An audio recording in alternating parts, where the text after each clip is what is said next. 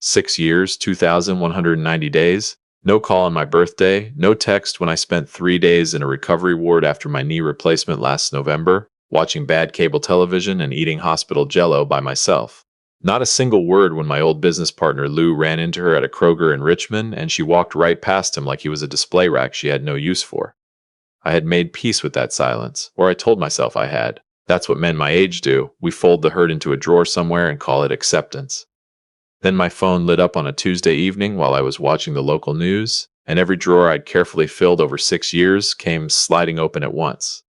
I recognized the number before I understood what it meant that she was using it. You don't forget your own daughter's number. You just forget after enough time to expect it.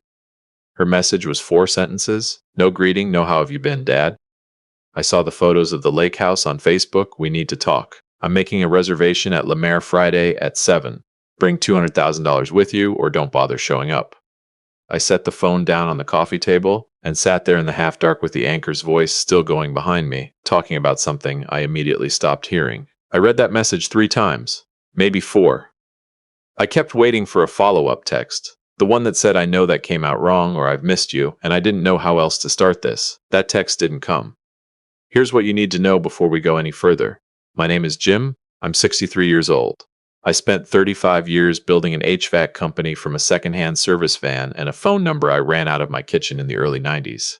Last spring, I sold that company to a regional firm for enough money that I could finally sit down and breathe, put some of it into his house on Smith Mountain Lake out in the Virginia foothills I'd been quietly saving toward for nearly a decade, and retire with something left over to show for it.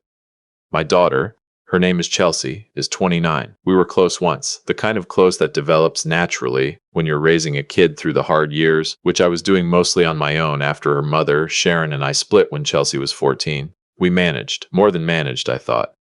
Track team, college applications, the whole road. I drove her to practice at 6 in the morning and sat in freezing bleachers at every meet. I thought we had something that would hold. What I didn't fully see until too late was Sharon working the other side of it. 6 years of quiet, patient renovation.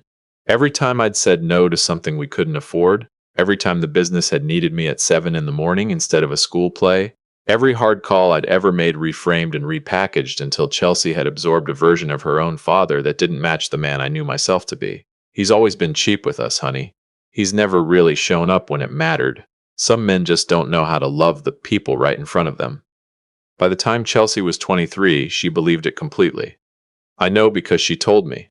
She stood in my living room and told me that I had never really been there for her, and then she asked me to co-sign a $60,000 business loan for a boyfriend she'd known 4 months who had ambition and no track record. When I said I wouldn't, she told me I was proving her point. She told me if I couldn't show up for her in the ways that actually mattered, maybe they should stop pretending we were family. The door she slammed on the way out knocked a framed photograph off the hallway wall. The glass broke.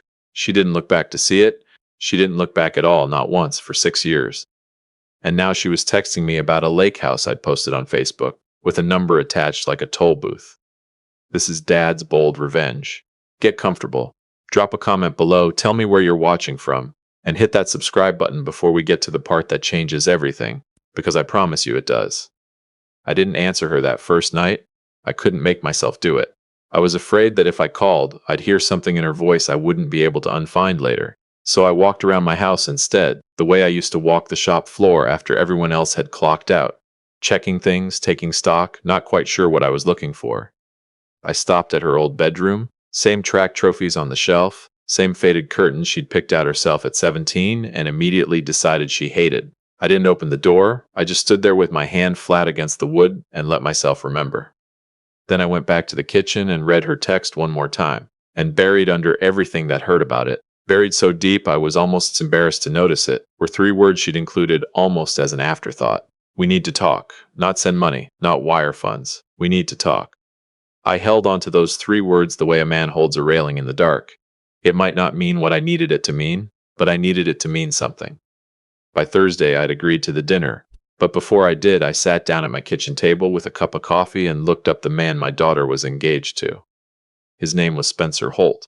Chelsea had mentioned him once, in the one brief call we'd managed over the past year, the call where she told me she was getting married, not to ask me anything about it, just to inform me. And she'd used words like visionary and serious player, And he's not like anyone I've ever met, Dad. The way she said it made me understand I wasn't supposed to ask questions. I asked them anyway, to myself in my kitchen on a Thursday night. Spencer's website was clean: Holt Capital Development, LLC, commercial real estate, mixed-use construction, ground-up development across the Mid-Atlantic, professional headshots, project renderings, a page of client testimonials that all sounded like they'd been written in the same afternoon by the same tired hand. I almost closed the browser, almost told myself I was being paranoid, the way a nervous father is always being paranoid. But I spent 35 years in a trade where a small mistake in the ductwork could destroy a building. You don't get sloppy about things that matter. So I kept going. The Virginia State Corporation Commission maintains public records on every business registered in the state. Spencer's company had been registered just under 3 years ago. A second LLC appeared 8 months after the first, with a slightly different name. A third one, 18 months after that. All three listed the same registered agent, a name I'd never heard of, and all three gave a business address that turned out, when I mapped it, to be a UPS store on West Broad Street in Henrico County. I remember leaning back in my chair and thinking, that's not a coincidence. PACER, the Federal Court Records Database, is publicly searchable if you know where to look. It took me about 20 minutes to find a civil complaint filed 14 months earlier by a real estate investment group out of Northern Virginia.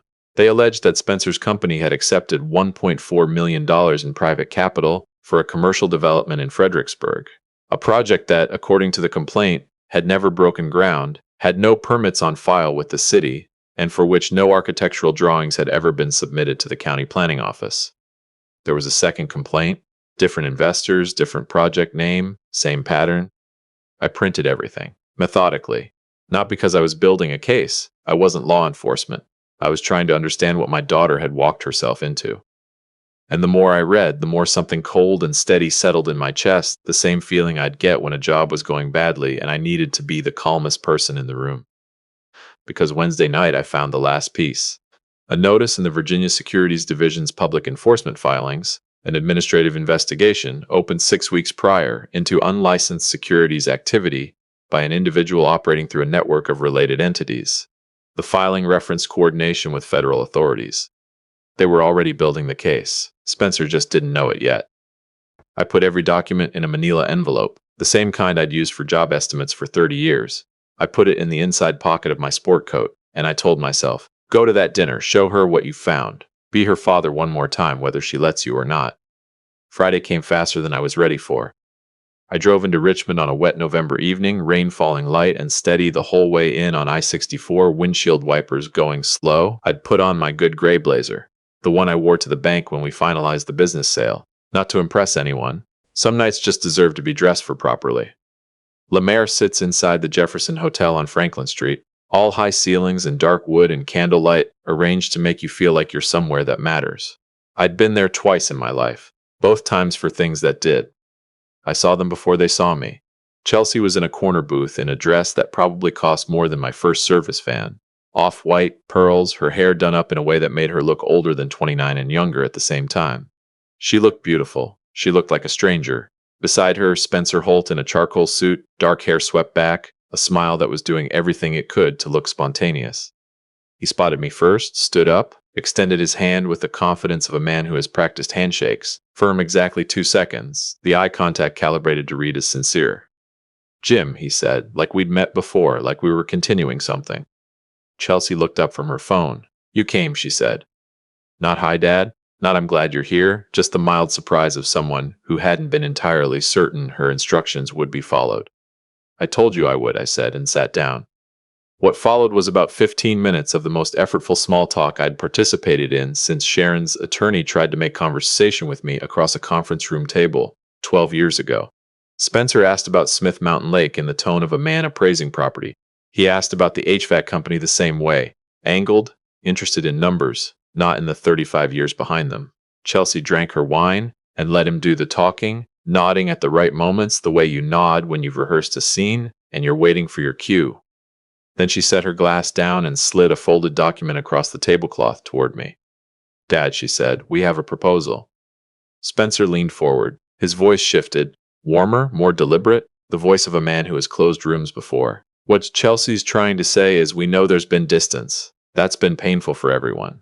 But she wants to move past it. She wants you at the wedding, wants you to be part of things again. All we're asking for is a gesture of good faith. 200,000 in Spencer's new Roanoke development. First position return, solid projections. You're not just giving money, Jim, you're being brought in as family. I looked at Chelsea. She was watching me with an expression I knew well by now, patient, measuring her mother's eyes. Being brought in as family, I said. That has a price now. Spencer smiled like I'd said something that needed to be gently corrected. Think of it as a foundation. A way of showing Chelsea you're serious about being present. And if I don't sign, I said, I don't walk her down the aisle. Neither of them answered, which was its own kind of answer. I looked at Chelsea. Not Spencer. Chelsea, I need 5 minutes alone with you, I said. Just us, please. Spencer didn't move an inch. Sat there with his arms crossed easy across his chest like he had every right to that chair. Whatever you need to say to Chelsea, you can say in front of her future husband, Jim. I kept my eyes on her. Chelsea, please. She glanced at him. He did something with his expression. Not quite a warning, but close enough. She turned back to me. Say what you need to say here, Dad. Stop trying to cause problems. I want you to know that landed. It did. Something that had been hanging on by a thread for 6 years pulled loose quietly in the center of my chest. I reached into my jacket and set the manila envelope on the table between the wine glasses and the unsigned document with my name on a signature line. Everything you need to know about who you're marrying, I said, and my voice stayed level the way I'd learned. To stay level over a lifetime of hard conversations in a shop full of people waiting to see how you'd handle it, is in that envelope. The civil complaints. The 3 LLCs registered to a UPS store mailbox. The Virginia Securities Division investigation that's been open since September, and the federal coordination notice attached to it. I kept looking at her, not him. I drove 2 hours through the rain tonight because you said we needed to talk, and I held on to those 3 words for 6 days because I needed them to mean something. I'm not signing that document. I'm not wiring a single dollar. I shifted my eyes to Spencer then, just for a moment. He had gone very still. The warmth had drained out of his face and left something harder and more careful behind. I'd speak to an attorney before the end of the week if I were you. I stood, buttoned my blazer, left 320s beside the water glass I hadn't touched, and I walked out. I didn't hear from either of them that weekend. Saturday I mowed the yard even though it didn't need it, just to have something to do with my hands. Sunday I went to church and sat in the back pew and said a prayer I wasn't entirely sure I believed in for a daughter. I wasn't entirely sure still existed the way I remembered her. Monday evening I heated up leftovers and watched the Richmond news with the volume low, barely paying attention. And then the anchor said something that made me set down my fork and not pick it back up.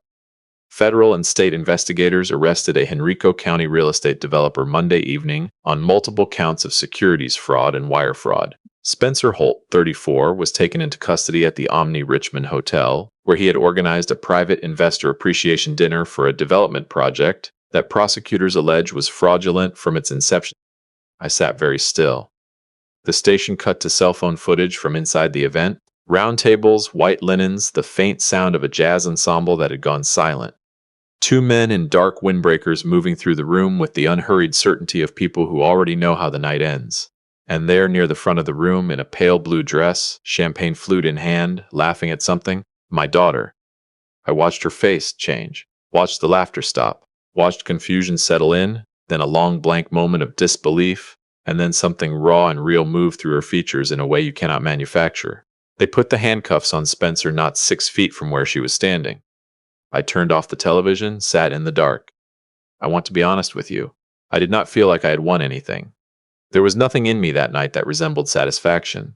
What I felt was more like a bruise than a victory, deep and aching and too specific to be proud of. But somewhere underneath the bruise, quiet and almost embarrassing to acknowledge, there was also a loosening.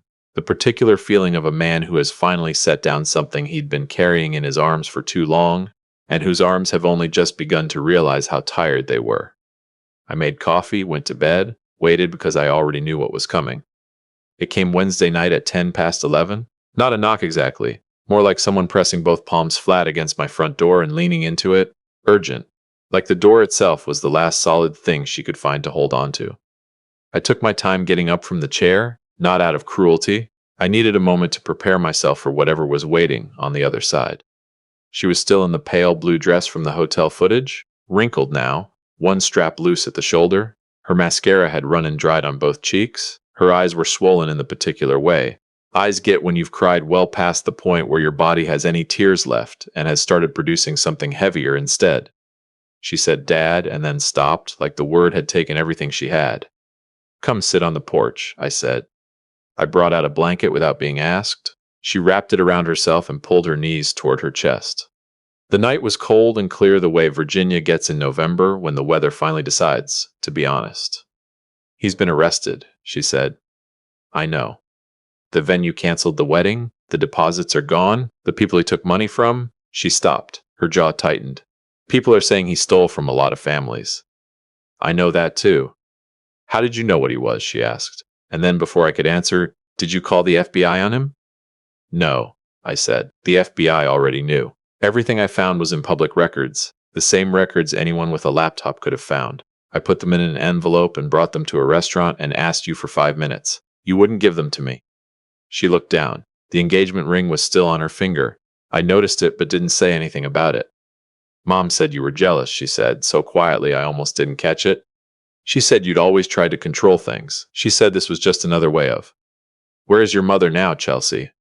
A pause. Florida. She moved down there in the spring. She got remarried. Gerald, his name is. She's been down there since April. Sharon had moved on entirely. Remarried, relocated, set up a new life somewhere warm, and left our daughter to sort through the wreckage of the story she'd spent years helping build. I can't say it surprised me. Sharon's version of me was always less about me, and more about what she needed to believe to feel right about her own choices. Chelsea had just been the person sitting in the audience, absorbing it all. I didn't ask you here to talk about your mother, I said. I'm asking you to hear me right now. Are you hearing me? She looked up from her hands. Her eyes were still wet, but she was holding them steady now. I am not angry with you, I said. I want to be clear about that before anything else. I have been hurt. There are things said and things done between us over the past 6 years that I'm not going to pretend didn't happen. But I am not sitting here looking for a way to make you pay for them. What I drove 2 hours through the rain for last Friday was to be your father for 5 minutes. That was the only thing I wanted. I had a folder with everything you needed to know, and you wouldn't look at it. Her mouth tightened. She was working hard to keep it together. What am I supposed to do now? She said. Her voice broke on the last word, and she didn't try to fix it. I let the question stay out there in the cold air between us for a moment. I needed her to actually hear what came next, not just wait for it to be over. Here's what I'll do, I said. I'll pay for a good therapist, not as a favor, as a standing commitment, as long as you're actually doing the work. And I'll make sure you have food and a roof while you find your footing, because I'm your father, and that doesn't turn off when it becomes inconvenient. But the rest of it, the life you built with that man, the 6 years of choices that put you at that table last Friday, those are yours to carry. I can't carry them for you. You're 29 years old enough to understand that what you do next depends entirely on you. She started to say something. I could see it forming, the old reflex, the familiar shape of it, another way to spread the blame thin across enough people that no one piece felt too heavy. She'd been practicing that particular skill for a long time, and she'd had a good teacher. I said her name, just her name, quietly. She stopped. I love you, I said. I have loved you since before you had a name, and I will love you when you're ready to come back through that door as my daughter. Not as someone presenting a bill, not as someone looking for a place to put the weight down, just as my daughter. But I'm not opening it any sooner than that. Not because I don't care, because I do. Do you understand the difference? She sat there for a long time after that. Down the block, a dog was barking at something in the dark. The porch light threw long shadows as across the front yard. Finally, she stood up. She didn't say anything. She walked down the steps and across the driveway and got into her car at the curb. Sat there a moment with the dome light on before the engine started, and then the taillights moved down the street and around the corner and she was gone. I went inside, washed my coffee mug, stood at the kitchen window for a while looking at nothing in particular. Lou called the following Saturday, the way Lou always does when he's checking on me without wanting to make a production of it. Asked if I wanted to drive up to the lake house for the weekend, do some fishing, sit on the dock, not talk about very much. We went. Got out there early on a Sunday morning, cold air off the water, the kind of November light that makes everything look simplified and clear. I sat at the end of the dock with my line in the water and a cup of coffee going cold in my hand, and Lou sat 10 feet away doing the same thing, and neither of us said much of anything for a good long while. I don't know if Chelsea will come back. I think about it most days, more than I'd probably admit out loud. That uncertainty doesn't dissolve just because you've done the right thing. I want to be honest with you about that. It sits there like a stone in your chest. You just learn to breathe around it. But there's something I know. I know I drove 2 hours through the rain to try to protect her when she didn't want to be protected. I know I left an envelope full of truth on a white tablecloth and walked away with my hands clean. I know I stood on a cold porch in November and told my daughter I loved her without asking for a single thing back. And I know that sitting on that dock in the early morning quiet, with the water flat and gray and the tree line dark against the sky, the silence for the first time in 6 years felt like something that belonged to me. If this story meant something to you, hit that like button and leave a comment. Tell me where you're watching from. I read every one of them. Subscribe if you haven't yet. I'll see you in the next one.